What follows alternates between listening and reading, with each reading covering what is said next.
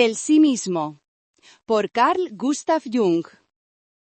Ahora pasaremos a la cuestión de si el aumento del autoconocimiento resultante de la retirada de las proyecciones impersonales, en otras palabras, la integración de los contenidos del inconsciente colectivo, ejerce una influencia específica sobre la personalidad ego. En la medida en que los contenidos integrados son partes del sí mismo, podemos esperar que esta influencia sea considerable. Su asimilación no solo aumenta el área del campo de la consciencia, sino también la importancia del ego, especialmente cuando, como suele ocurrir, el ego carece de un enfoque crítico hacia el inconsciente. En ese caso, es fácilmente dominado y se identifica con los contenidos que han sido asimilados. De esta manera, por ejemplo, una consciencia masculina cae bajo la influencia del ánima e incluso puede ser poseída por ella. He discutido los efectos más amplios de la integración de contenidos inconscientes en otras obras y, por lo tanto, puedo omitir entrar en detalles aquí.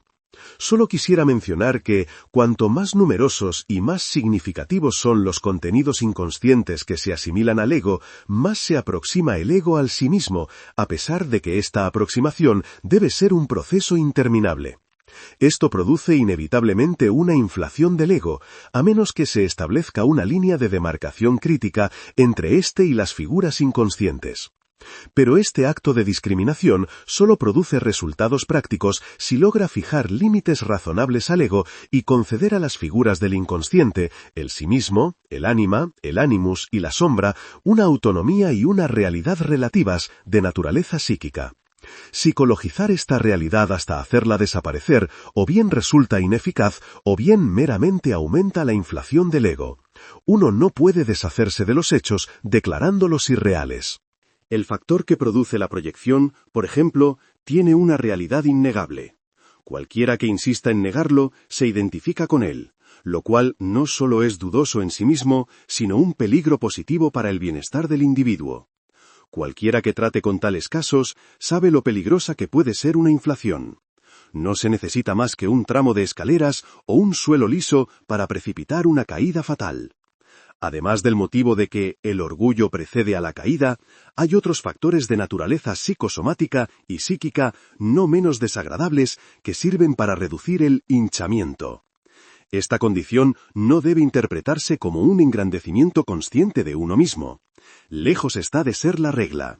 En general, no somos directamente conscientes de esta condición en absoluto, sino que, en el mejor de los casos, podemos inferir su existencia indirectamente a partir de los síntomas. Estos incluyen las reacciones de nuestro entorno inmediato. La inflación magnifica el punto ciego del ojo, y cuanto más somos asimilados por el factor que produce la proyección, mayor se vuelve la tendencia a identificarse con él. Un síntoma claro de esto es nuestra creciente desgana a tomar nota de las reacciones del entorno y a prestarles atención. Debe considerarse una catástrofe psíquica cuando el ego es asimilado por el sí mismo. La imagen de la totalidad permanece entonces en el inconsciente, de modo que, por un lado, comparte la naturaleza arcaica del inconsciente y, por el otro, se encuentra en el continuo espacio-tiempo psíquicamente relativo que es característico del inconsciente como tal. Ambas cualidades son numinosas y, por lo tanto, tienen un efecto determinante y limitado sobre la consciencia ego, que está diferenciada, es decir, separada, del inconsciente, y además existe en un espacio absoluto y un tiempo absoluto. Es una necesidad vital que esto sea así. Si, por lo tanto, el ego cae bajo el control de un factor inconsciente durante un periodo prolongado, su adaptación se ve perturbada y se abre el camino a todo tipo de posibles accidentes. Por lo tanto, es de suma importancia que el ego esté anclado en el mundo de la consciencia y que la consciencia sea reforzada por una adaptación muy precisa. Para esto, ciertas virtudes como la atención, la escrupulosidad, la paciencia, etc., son de gran valor en el aspecto moral, del mismo modo que la observación precisa de la sintomatología del inconsciente y la autocrítica objetiva son valiosas en el aspecto intelectual. Sin embargo, la acentuación de la personalidad ego y del mundo de la consciencia puede fácilmente asumir tales proporciones que las figuras del inconsciente son psicologizadas y el sí mismo, en consecuencia, es asimilado por el ego. Aunque esto es exactamente lo opuesto al proceso que acabamos de describir, le sigue el mismo resultado, la inflación. El mundo de la consciencia debe ahora ser nivelado en favor de la realidad del inconsciente. En el primer caso, la realidad tenía que ser protegida contra un estado onírico arcaico, eterno y omnipresente. En el segundo, se debe hacer espacio para el sueño a expensas del mundo de la consciencia. En el primer caso, se indica la movilización de todas las virtudes. En el segundo, la presunción del ego solo puede ser mitigada por la derrota moral. Esto es necesario, porque de lo contrario, nunca se alcanzará a ese grado medio de modestia que es esencial para el mantenimiento de un estado de equilibrio. No se trata, como podría pensarse, de relajar la moralidad en sí misma, sino de hacer un esfuerzo moral en una dirección diferente. Por ejemplo, un hombre que no es lo suficientemente escrupuloso tiene que hacer un esfuerzo moral para estar a la altura, mientras que para aquel que está suficientemente arraigado en el mundo a través de sus propios esfuerzos, no es un logro moral pequeño infligir una derrota a sus virtudes al aflojar sus lazos con el mundo y reducir su rendimiento adaptativo. Se piensa en este contexto en el hermano Klaus, ahora canonizado, que para la salvación de su alma abandonó a su esposa a su suerte junto con numerosa descendencia. Dado que los verdaderos problemas morales comienzan todos donde termina el Código Penal, su solución rara vez o nunca puede depender de precedentes, y mucho menos de preceptos y mandamientos. Los verdaderos problemas morales surgen de conflictos de deber. Cualquiera que sea lo suficientemente humilde o transigente, siempre puede llegar a una decisión con la ayuda de alguna autoridad externa. Pero aquel que confía tan poco en los demás como en sí mismo, nunca puede llegar a una decisión en absoluto, a menos que ésta sea provocada de la manera que el Common Law llama un acto de Dios. El Oxford Dictionary define este concepto como la acción de fuerzas naturales incontrolables. En todos esos casos, hay una autoridad inconsciente que pone fin a la duda creando un hecho consumado. En última instancia, esto también es cierto para aquellos que obtienen su decisión de una autoridad superior, solo que de forma más velada. Se puede describir esta autoridad como la voluntad de Dios o como una acción de fuerzas naturales incontrolables, aunque psicológicamente importa mucho cómo se piense en ella. La interpretación racionalista de esta autoridad interior como fuerzas naturales o los instintos satisface el intelecto moderno, pero tiene la gran desventaja de que la aparente victoria del instinto ofende nuestra autoestima moral. De ahí que nos guste persuadirnos de que el asunto ha sido decidido únicamente por los movimientos racionales de la voluntad. El hombre civilizado teme tanto al crimen de lesa majestad humana que, siempre que es posible, se permite una coloración retrospectiva de los hechos para encubrir la sensación de haber sufrido una derrota moral. Se orgullece de lo que cree que es su autocontrol y la omnipotencia de su voluntad, y desprecia al hombre que se deja engañar por la mera naturaleza. Si por otro lado la autoridad interior se concibe como la voluntad de Dios, lo que implica que las fuerzas naturales son fuerzas divinas, nuestra autoestima se beneficia porque la decisión parece entonces ser un acto de obediencia y el resultado una intención divina. Esta forma de verlo puede ser acusada con cierta apariencia de justicia no sólo de ser muy conveniente, sino de encubrir la laxitud moral bajo el manto de la virtud. Sin embargo, la acusación solo se justifica cuando uno, de hecho, está ocultando a sabiendas su propia opinión egoísta tras una fachada hipócrita de palabras. Pero esto no es en absoluto la regla, pues en la mayoría de los casos las tendencias instintivas se afirman a favor o en contra de los intereses subjetivos de uno, sin importar si una autoridad externa lo aprueba o no. No es necesario consultar primero a la autoridad interior, ya que está presente desde el principio en la intensidad de las tendencias que luchan por la decisión. En esta lucha, el individuo nunca es solo un espectador, participa en ella más o menos voluntariamente y trata de inclinar el peso de su sentimiento de libertad moral hacia el lado de la decisión. No obstante, sigue siendo dudoso hasta qué punto su decisión, aparentemente libre, tiene una motivación causal y posiblemente inconsciente. Esto puede ser tanto un acto de Dios como cualquier cataclismo natural. El problema me parece irresoluble, porque no sabemos dónde radican las raíces del sentimiento de libertad moral, y sin embargo existen con tanta seguridad como los instintos, que se sienten como fuerzas compulsivas. En general, no solo es más ventajoso, sino más correcto psicológicamente explicar como la voluntad de Dios las fuerzas naturales que aparecen en nosotros como impulsos. De esta manera, nos encontramos viviendo en armonía con el hábitus de nuestra vida psíquica ancestral, es decir, funcionamos como el hombre ha funcionado en todo tiempo y lugar. La existencia de este hábitus demuestra su viabilidad, ya que, si no fuera viable, todos los que lo obedecieron habrían perecido hace mucho tiempo por inadaptación. Por otro lado, al conformarse a él, uno tiene una expectativa de vida razonable. Cuando una concepción habitual garantiza tanto, no solo no hay razón para declararla incorrecta, sino, por el contrario, toda razón para tomarla como verdadera o correcta en el sentido psicológico. Las verdades psicológicas no son percepciones metafísicas, son modos habituales de pensar, sentir y comportarse que la experiencia ha demostrado apropiados y útiles. Así que cuando digo que los impulsos que encontramos en nosotros deben entenderse como la voluntad de Dios, deseo enfatizar que no deben considerarse como un capricho y un querer arbitrarios, sino como absolutos que uno debe aprender a manejar correctamente. La voluntad solo puede controlarlos en parte, puede ser capaz de suprimirlos, pero no puede alterar su naturaleza. Y lo que se suprime vuelve a aparecer en otro lugar en forma alterada, pero esta vez cargado con un resentimiento que convierte el impulso natural inofensivo en nuestro enemigo. También quisiera que el término Dios en la frase la voluntad de Dios se entendiera no tanto en el sentido cristiano como en el sentido que pretendía Diotima cuando dijo: Eros, querido Sócrates, es un poderoso daimon. Las palabras griegas daimon y daimonion expresan un poder determinante que le llega al hombre desde fuera, como la providencia o el destino, aunque la decisión ética se le deja al hombre. Debe saber, sin embargo, sobre qué está decidiendo y qué está haciendo.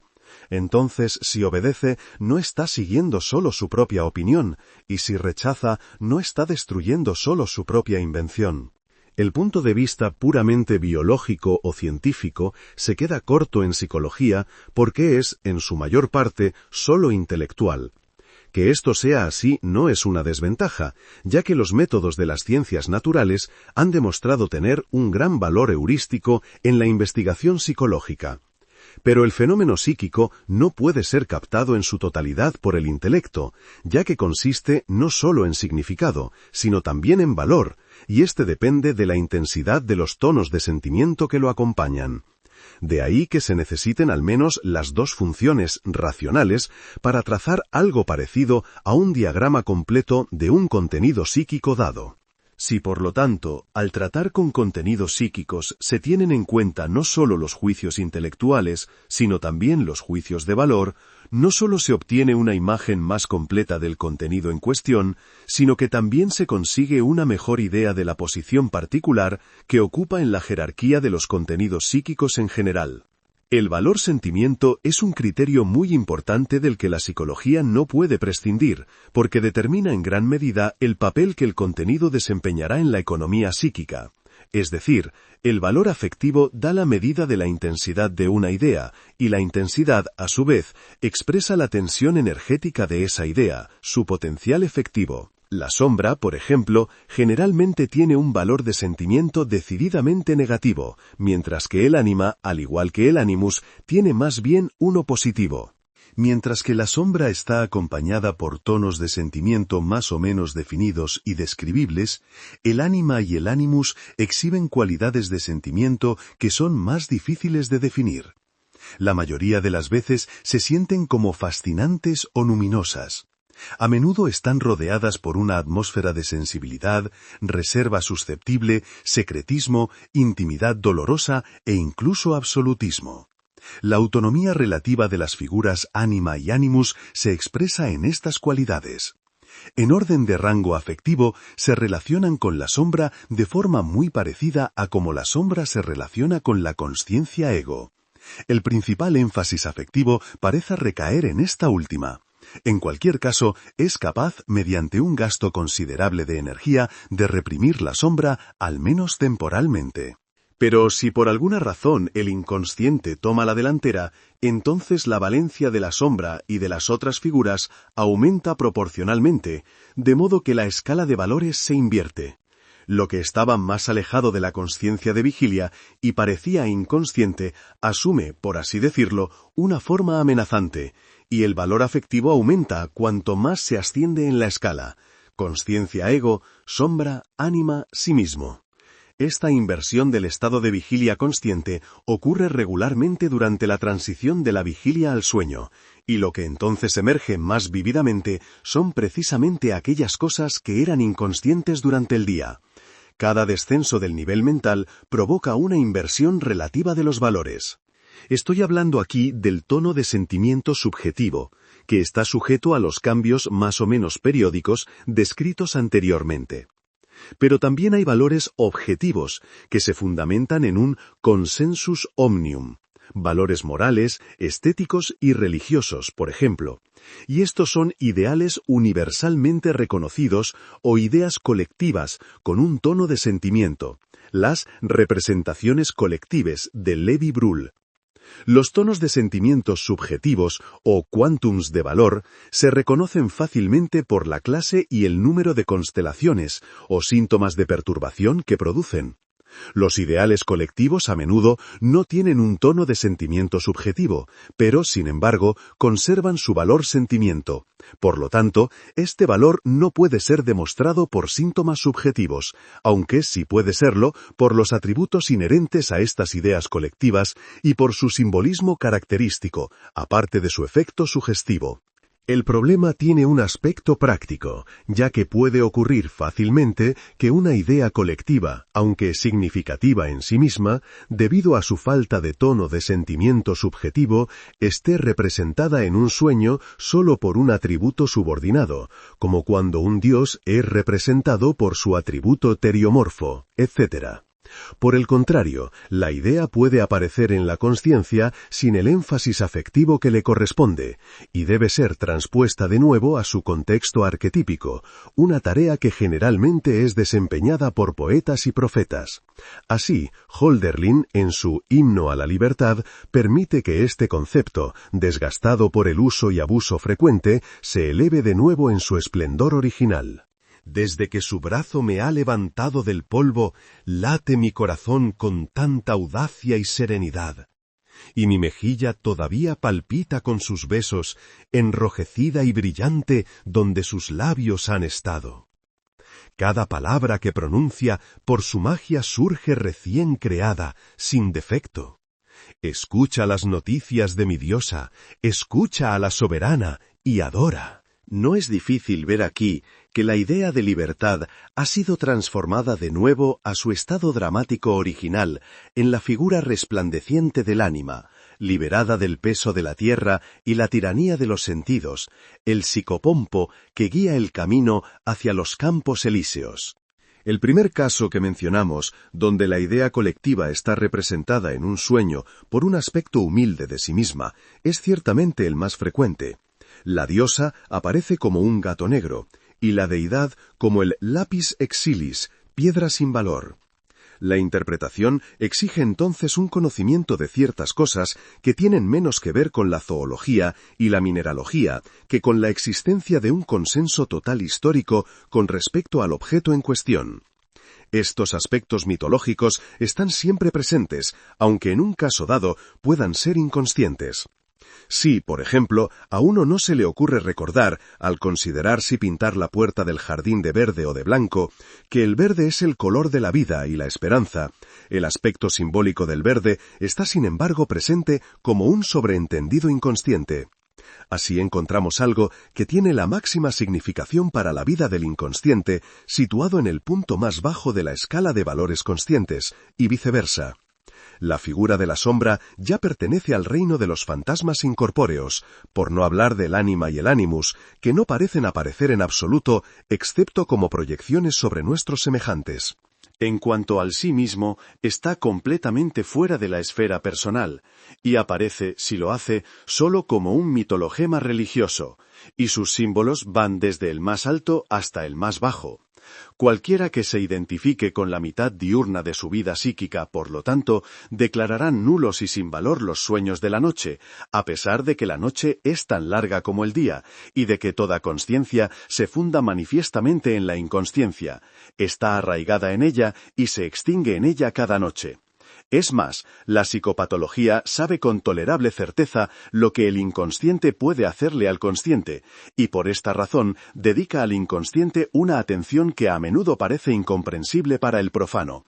Sabemos, por ejemplo, que lo que es pequeño de día es grande de noche, y viceversa. Así también sabemos que además de lo pequeño de día, siempre se cierne lo grande de noche, incluso cuando es invisible. Este conocimiento es un prerequisito esencial para cualquier integración.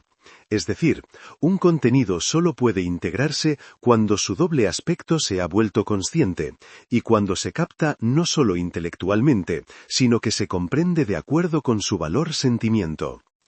El intelecto y el sentimiento, sin embargo, son difíciles de poner en un mismo yugo, están en conflicto entre sí por definición. Quien se identifica con un punto de vista intelectual ocasionalmente encontrará su sentimiento confrontándolo como un enemigo bajo la apariencia del ánima.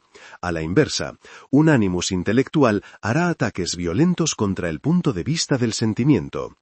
Por lo tanto, cualquiera que quiera lograr la difícil hazaña de realizar algo no solo intelectualmente, sino también de acuerdo con su valor sentimiento, debe, para bien o para mal, enfrentarse al problema anima-animus para abrir el camino a una unión superior, una conjunctio cositorum, unión de opuestos.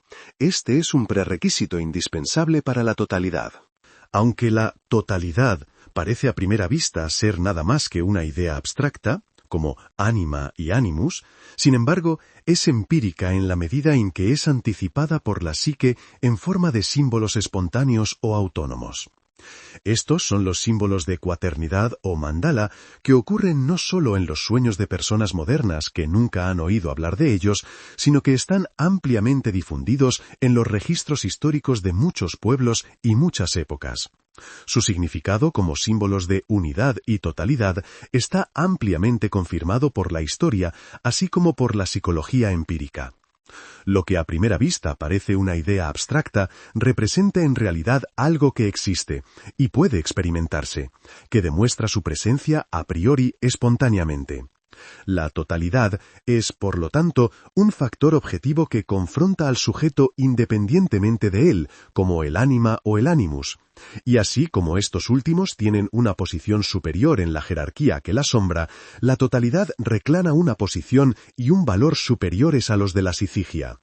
La psiquigia parece representar al menos una parte esencial de ella, si no las dos mitades de la totalidad formadas por la pareja real de hermano-hermana, y por lo tanto la tensión de opuestos de la que nace el niño divino como símbolo de la unidad. La unidad y la totalidad se sitúan en el punto más alto de la escala de valores objetivos porque sus símbolos ya no pueden distinguirse de la imagen de Dios. Por lo tanto, todas las afirmaciones sobre la imagen de Dios se aplican también a los símbolos empíricos de la totalidad. La experiencia muestra que los mandalas individuales son símbolos de orden y que ocurren en los pacientes principalmente durante momentos de desorientación o reorientación psíquica. Como círculos mágicos, atan y someten los poderes anárquicos pertenecientes al mundo de la oscuridad, y representan o crean un orden que transforma el caos en un cosmos. Para la mente consciente, el mandala aparece al principio como un punto o mota poco impresionante, y generalmente se requiere una gran cantidad de trabajo duro y minucioso, así como la integración de muchas proyecciones, antes de que el rango completo del símbolo pueda comprenderse de forma ni siquiera aproximada. Si esta percepción fuera puramente intelectual, podría lograrse sin mucha dificultad, ya que las declaraciones mundiales sobre el Dios dentro de nosotros y sobre nosotros, sobre Cristo y el cuerpo místico, el Atman personal y suprapersonal, etc., son todas formulaciones que pueden ser fácilmente dominadas por el intelecto filosófico. Esta es la fuente común de la ilusión de que entonces uno está en posesión de la cosa en sí. Pero en realidad, uno no ha adquirido más que su nombre, a pesar del prejuicio ancestral de que el nombre representa mágicamente la cosa, y que es suficiente pronunciar el nombre para postular la existencia de la cosa.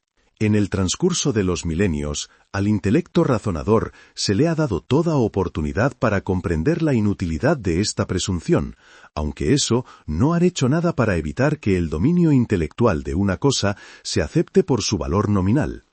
Son precisamente nuestras experiencias en psicología las que demuestran tan claramente como se podría desear que el agarre intelectual de un hecho psicológico no produce más que un concepto de él, y que un concepto no es más que un nombre, un soplo de voz. Estos contadores intelectuales pueden pasarse de mano en mano con bastante facilidad. Pasan ligeramente de mano en mano, porque no tienen peso ni sustancia. Suenan llenos, pero están huecos, y aunque pretenden designar una tarea y una obligación pesadas, no nos comprometen a nada. El intelecto es innegablemente útil en su propio campo, pero es un gran tramposo e ilusionista fuera de él siempre que intenta manipular valores. Parecería que uno puede seguir cualquier ciencia solo con el intelecto, excepto la psicología, cuyo tema, la psique, tiene más que los dos aspectos mediados por la percepción sensorial y el pensamiento. La función del sentimiento de valor es una parte integral de nuestra orientación consciente y no debería faltar en un juicio psicológico de cualquier alcance. De lo contrario, el modelo que intentamos construir del proceso real estará incompleto. Cada proceso psíquico tiene una cualidad de valor adjunta, a saber, su tono de sentimiento. Esto indica el grado en que el sujeto es afectado por el proceso o cuánto significa para él, en la medida en que el proceso llega a la consciencia en absoluto. Es a través del afecto que el sujeto se involucra y así llega a sentir todo el peso de la realidad. La diferencia equivale aproximadamente a la que existe entre una enfermedad grave sobre la que uno lee en un libro de texto y la enfermedad real que uno tiene. En psicología, uno no posee nada a menos que lo haya experimentado en la realidad. Por lo tanto, una percepción puramente intelectual no es suficiente, porque uno conoce solo las palabras y no la sustancia de la cosa desde dentro. Hay muchas más personas que temen al inconsciente de lo que cabría esperar. Incluso temen a su propia sombra. Y cuando se trata del ánima y el ánimos, este miedo se convierte en pánico. Pues la psiquigia, de hecho, representa los contenidos psíquicos que irrumpen en la consciencia en una psicosis, más claramente de todo, en las formas paranoides de la esquizofrenia. La superación de este miedo es a menudo un logro moral de magnitud inusual, y sin embargo no es la única condición que debe cumplirse en el camino hacia una experiencia real del sí mismo. La sombra, la psiquigia y el sí mismo son factores psíquicos de los cuales solo se puede formar una imagen adecuada sobre la base de una experiencia bastante completa de ellos. Así como estos conceptos surgieron de una experiencia de la realidad, solo pueden ser elucidados por una experiencia posterior. La crítica filosófica encontrará todo que objetarles, a menos que comience por reconocer que se refieren a hechos, y que el concepto es simplemente una descripción o definición abreviada de estos hechos. Tal crítica tiene tan poco efecto sobre el objeto como la crítica zoológica sobre un ornitorrinco. Lo que importa no es el concepto es solo una palabra, un contador, y tiene significado y utilidad solo porque representa una cierta suma de experiencia. Desafortunadamente, no puedo transmitir esta experiencia a mi público. He intentado en varias publicaciones, con la ayuda de material de casos, presentar la naturaleza de estas experiencias y también el método para obtenerlas. Donde quiera que mis métodos fueron realmente aplicados, los hechos que doy han sido confirmados. Uno podía ver las lunas de Júpiter incluso en la época de Galileo, si se tomaba la molestia de usar su telescopio. Fuera del campo más estrecho de la psicología profesional, Estas figuras encuentran comprensión en todos los que tienen algún conocimiento de la mitología comparada. No tienen dificultad en reconocer a la sombra como el representante adverso del mundo ctónico oscuro, una figura cuyas características son universales. La Sifigia es inmediatamente comprensible como el prototipo psíquico de todas las parejas divinas. Finalmente, el sí mismo, debido a sus peculiaridades empíricas, demuestra ser el eidos, forma, esencia, detrás de las ideas supremas de unidad y totalidad que son inherentes a todos los sistemas monoteístas y monistas. Considero importantes estos paralelismos porque es posible, a través de ellos, relacionar los llamados conceptos metafísicos que han perdido su conexión de raíz con la experiencia natural, con procesos psíquicos vivos y universales, para que puedan recuperar su verdadero y original significado. De esta manera, se restablece la conexión entre el ego y los contenidos proyectados ahora formulados como ideas metafísicas. Desafortunadamente, como ya se dijo, el hecho de que las ideas metafísicas existan y se crean en ellas no prueba la existencia real de su contenido o del objeto al que se refieren, aunque la coincidencia de idea y realidad en forma de un estado psíquico especial, un estado de gracia, no debe considerarse imposible, incluso si el sujeto no puede lograrlo por un acto de voluntad. Una vez que las ideas metafísicas han perdido su capacidad de recordar y evocar la experiencia original, no solo se han vuelto inútiles, sino que demuestran ser impedimentos reales en el camino hacia un desarrollo más amplio. Uno se aferra a posesiones que alguna vez significaron riqueza, y cuanto más ineficaces, incomprensibles y sin vida se vuelven, más obstinadamente se aferra la gente a ellas. Naturalmente, es solo a las ideas estériles a las que se aferran. Las ideas vivas tienen suficiente contenido y riqueza, por lo que no hay necesidad de aferrarse a ellas. Así, con el tiempo, lo significativo se convierte en lo sin sentido. Este es desafortunadamente el destino de las ideas metafísicas. Hoy en día, es un problema real lo que tales ideas pueden significar. El mundo, en la medida en que no ha dado completamente la espalda a la tradición, ha dejado hace mucho tiempo de querer escuchar un mensaje. Preferiría que se le dijera qué significa el mensaje. Las palabras que resuenan desde el púlpito son incomprensibles y claman por una explicación. ¿Cómo nos ha traído la muerte de Cristo la redención cuando nadie se siente redimido? ¿De qué manera es Jesús un Dios hombre y qué es tal ser? ¿De qué se trata la Trinidad y la partenogénesis, el comer el cuerpo y el beber la sangre y todo lo demás? ¿Qué conexión puede haber entre el mundo de tales conceptos y el mundo cotidiano, cuya realidad material es la preocupación de la ciencia natural en la escala más amplia posible? Al menos 16 horas de 24 vivimos exclusivamente en este mundo cotidiano, y las 8 restantes las pasamos preferiblemente en un estado inconsciente. ¿Dónde y cuándo tiene lugar algo que nos recuerde incluso remotamente fenómenos como ángeles, alimentaciones milagrosas, bendiciones, la resurrección de los muertos, etc.? Por lo tanto, fue algo así como un descubrimiento encontrar que durante el estado inconsciente del sueño ocurren intervalos llamados sueños que ocasionalmente contienen escenas con un parecido considerable a los motivos de la mitología. Porque los mitos son cuentos de milagros y tratan de todas aquellas cosas que, muy a menudo, también son objetos de creencia. En el mundo cotidiano de la consciencia tales cosas apenas existen. Es decir, hasta 1933 solo se habrían encontrado lunáticos en posesión de fragmentos vivos de mitología.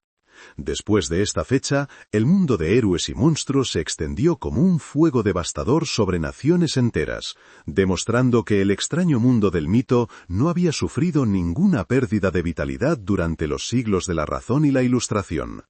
Si las ideas metafísicas ya no tienen un efecto tan fascinante como antes, esto ciertamente no se debe a una falta de primitividad en la psique europea, sino simple y únicamente al hecho de que los símbolos de antaño ya no expresan lo que ahora está brotando del inconsciente como el resultado final del desarrollo de la conciencia cristiana a través de los siglos.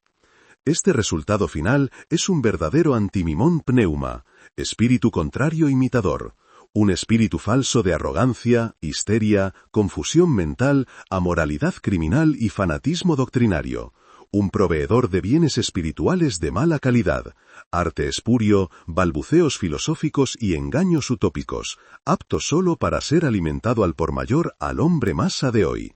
Así es como se ve el espíritu poscristiano.